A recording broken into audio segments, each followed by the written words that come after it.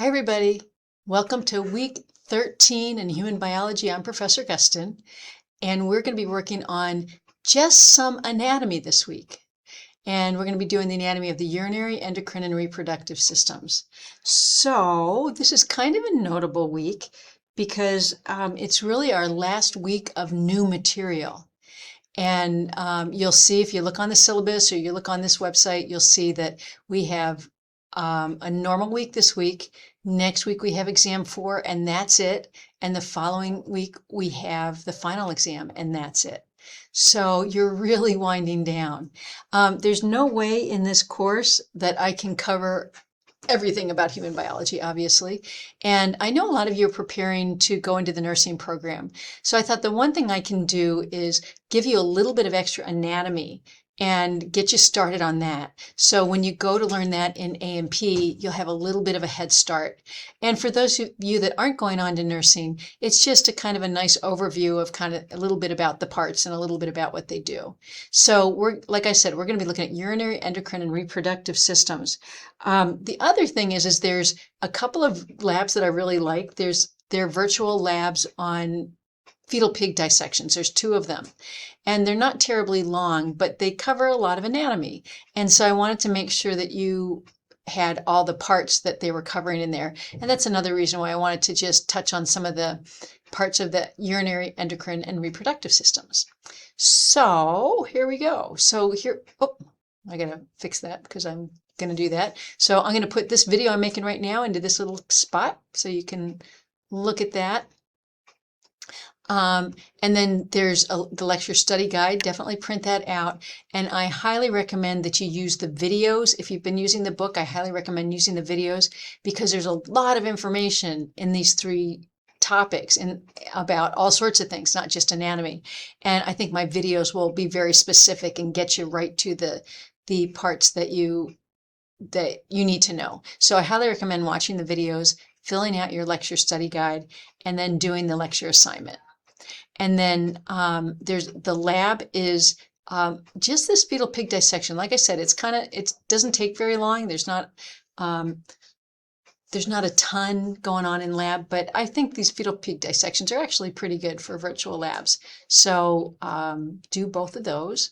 And then there's a lab quiz. And let's see, 5 multiple choice questions, 5 points towards 15-point lab week. So here's each of these costs are worth 5 points too. So that's what you have to do for this week. And I just want to give you a little heads up that, so this is week 13. Week 14 is, like I said, there's just exam number 4. So you want to be prepared for that exam. And that's the only thing I have scheduled for next week. I don't have any lab or anything. So study hard, get a good grade on that, and really take a lot of pressure off yourself for the final exam. And then I want to start reminding you now, because there's always somebody that forgets, that everything we've done in this class so far was due on a Tuesday at 11:59 p.m.